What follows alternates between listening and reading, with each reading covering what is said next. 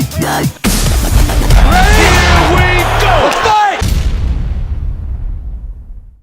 I was wondering if, I wonder if you can comment on, obviously you got the cloud hanging over your head of John Jones, and you addressed it a little bit in the cage right there, but, you know. Hey guys, keep it down a little bit. Champion speak. Yeah, keep it down. Kevin? But just can you talk about, do you feel like the champion, you just lost to John, or do you feel like you still need, have something to prove before you're the actual, the guy? Kevin, you see what's sitting right there? That's a gold belt. That thing's reserved for the UFC champion. I didn't disqualify myself from competition. John did. John's the pound #1 fighter in the world. We all know that. But disqualified himself from this competition right now. So I am the champion. I'm very proud of what I accomplished tonight. I fought a very tough guy that deserved to be there. If anything, I think what tonight showed is that if John Jones can get his stuff together, I mean, how special is he? That I just beat the guy that people thought that he could beat, and he just beat me. So, I mean, we can't take this guy for granted. He's a special talent, but he has to. It's not about just being a champion inside of the ring. You have to be a champion in all facets of life. And it's unfortunate, but I believe that he'll get himself together, and then him and I will fight again. I said that I'm the kid at the wrestling tournament that's always in your bracket. Wrestling tournament is not one tournament. It's over the course of a year. So maybe John beat me in a dual meet on a regional tournament, but there's still a state tournament and a national tournament. So there's plenty of times for him and I to compete against each other. And then, do you feel like you raised your game tonight? I mean, obviously Anthony hit you with the right hand right at the beginning. I think it looked like it might be over for you before it started. But do you feel like from what you did in January until now that you actually raised your game? You know, man, I think I was actually more committed to what I do good. I was talking to Rashad Evans, and I remember when I watched Rashad fight Jones back in Atlanta in 2012, he abandoned his wrestling. But it's because sometimes you can actually hit Jones. So you feel like, I'm just going to keep hitting him. And you abandon what you do best. But at the same time that you're hitting him, he's hitting you 3, 4, 5 times for every one that you actually land.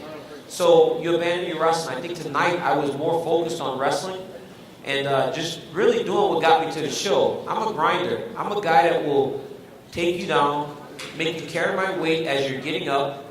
I'll continue to hit you. I'll continue to press you, push you against the side of the cage until eventually something will present itself, and that's what happened tonight. I mean, Anthony did a phenomenal job early of defending himself on the bottom. But as the round went on and he started to get a little tireder, the opportunities started to present themselves, and that's when I started to get off the elbows and eventually the choke. Two quick questions, and one, if you can just comment on how buzzed you were when he hit you with the right hand at the beginning. And then secondly, more like it was hard to not think of this since it was just a couple weeks since Mayweather fought in that ring in this arena, and he kind of took the defensive approach, and it's like you didn't go the exciting way, you took the grind it out kind of approach. And is it as satisfying as if you had stood in front of the hardest hitter in the UFC and slugged it out with him? If I would have stood in front of Anthony, this thing would be sitting on the opposite side of this press conference right now. He hit me so hard, and I was like, man, not only does this guy hit hard, he's very fast. So when he hit me, I fell, and I turned around, and behind me, I saw him coming chasing me. I was like, holy shit, he's coming after me. So I tried to grab him, but then he just started punching me again. And then eventually I was able to grab him and kind of get my head back about me. I wasn't like completely out, but I was like, I did get stunned. That's the first time I've ever been knocked down in practice, competition, anything. I mean, I fell, and the moment I rolled, because I'm kind of chubby, so you roll when you fall.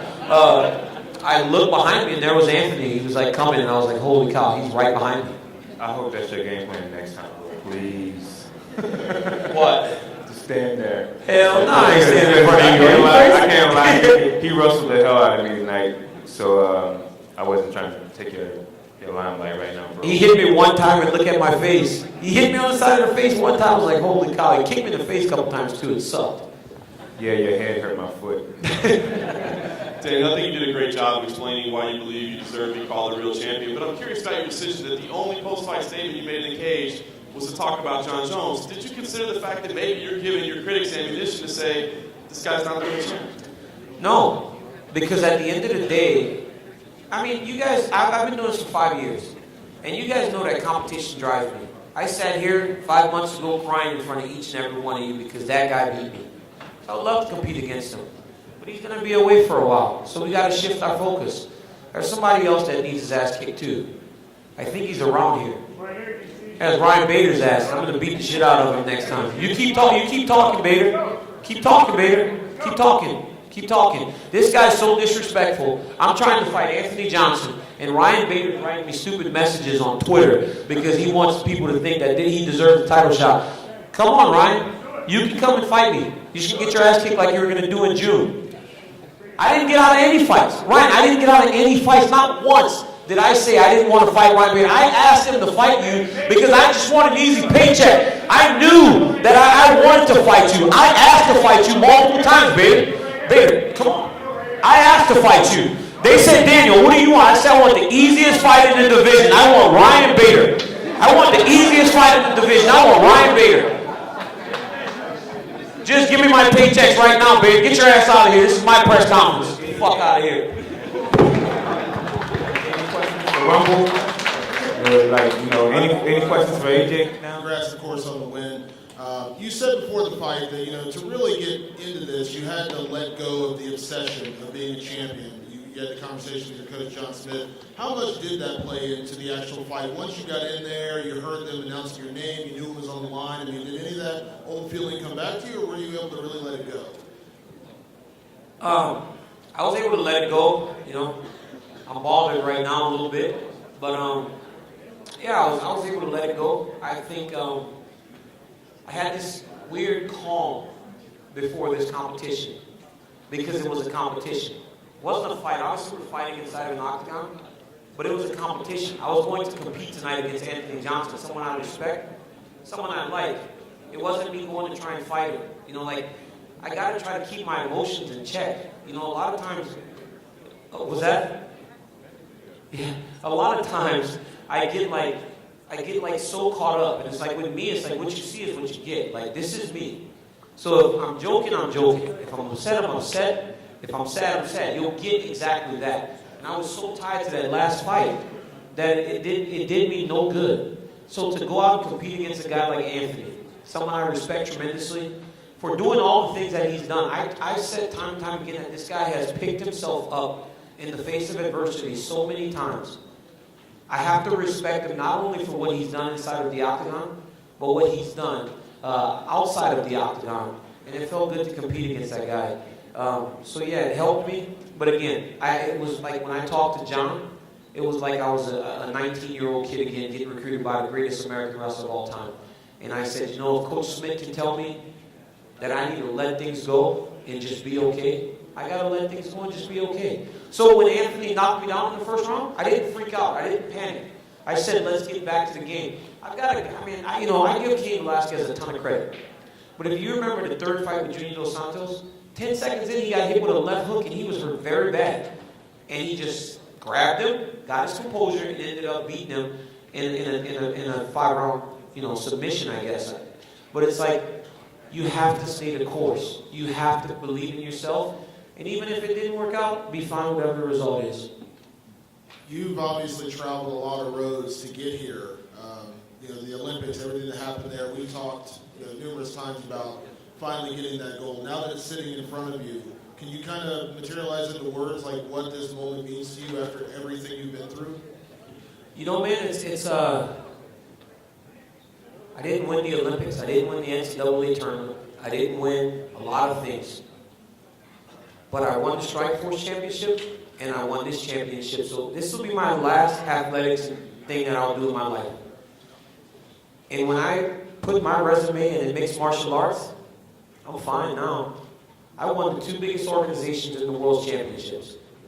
So if I was to walk away, I'll walk away. I'm not going anywhere yet because Bader got an ass whooping coming. But after I kick Bader's ass, if you want to walk away, you're fine. But it's good. We started, man, we had nothing. Selena and I had nothing. She's been with me since I had one fight. And one time, we had our son. young baby. I was in Strike Force, and I would barely fight. And Selena and I had a 700 square foot apartment in San Jose, California, 1 bedroom, and we had no money, and my family has no money down in Louisiana. And I was so desperate because we had no gas, we had nothing. We were on welfare. We called my parents, and they don't have much, but my mom, my dad, my brothers, and my sister, they pulled together whatever they had. They had $575, and they sent it to Selena and I. And it allowed us to actually get through the month until my next sponsorship check from Cage Fighter came, who they sponsored me my entire career up until tonight. And she just stayed there. And she always supported me, and she just always believed in me. And even when I didn't know this day would come, she did. So it's like great to actually give this championship to my parents and to give it to my fiance, because now we're fine. We're okay now. For you, the interesting thing with this fight is that you were talked about, all the emotion that you had going into John and all the loss, that you didn't get with the Olympics. And I know you just talked about the feeling in that. But is John Jones going to be a figure that kind of looms over you? Will you rest until you have a chance to fight him again? I mean, as I said leading into this fight, like, we're so tied together, John and I. And I don't think that's going to change until we fight again. Like, even if like, he beat me last time, but it's like, even in that, you don't stop believing in yourself. I still think that I can beat him. I mean, I believe I can beat him, and I would love to compete against him again. He's the best guy. So we're tied together, man, and I don't think we're ever going to be apart until I retire from the sport. So there's going to be a few. Cain Velasquez and Junior Dos Santos are tied together. Frankie Edgar and Gray Maynard are tied together. That's just the way it is. And you know what? I think that's what's going to happen with John and I. Because think about it. I mean, Anthony's been phenomenal, and I beat him. So it's like look at what he did to Gustafsson. So there's a clear at the top. There's a clear 2 guys at the top of his division. So, even if we were to fight and he somehow won again, I would just beat everybody else and we'd end up fighting again. But how long can you wait for him? I'm not waiting for him. I'm going to defend this title. I'm 36 years old. What do you mean wait? Well, you know what I mean. If he's out for a while, you know what I mean. I mean, that's him. That's not my issue. Like, I didn't do. Like, he put himself in a situation. He has to deal with those issues. And you know what, man? If John actually comes back and does things the correct way, it's going to be even more scary than he was before. Because now he's got everything in order, not just his life inside the gym and inside of the octagon. He's going to be even scarier than before. And lastly, how should Kenny and I address you at work now? You know what? You guys should definitely address me as champ. I don't want you to call Champ Cormier. Don't say Daniel. Okay. Don't say Daniel ever again. And this thing will be at UFC tonight. Every week, guys get used to seeing it. I will make sure it's always polished. I'm so happy, guys. I'm sorry. I mean, come on, seriously. I seriously want this thing. So I'm going to put it up in my TV room. Like, I seriously want it. I won't. It's crazy. Dan, I just want to ask you, you referenced you would see John again. If you beat him, you're going to probably see him at least 2 more times. Is the prospect of going through that emotional grind overwhelming just because you know how emotional you've got, you're probably going to be each time you see him? Is that kind of a daunting task to look at, knowing you may see him a couple more times, not just once? I have to be better, Kev. I have to make sure that I'm not emotionally invested. I have to separate myself from that and know that I'm there to compete against, that guy.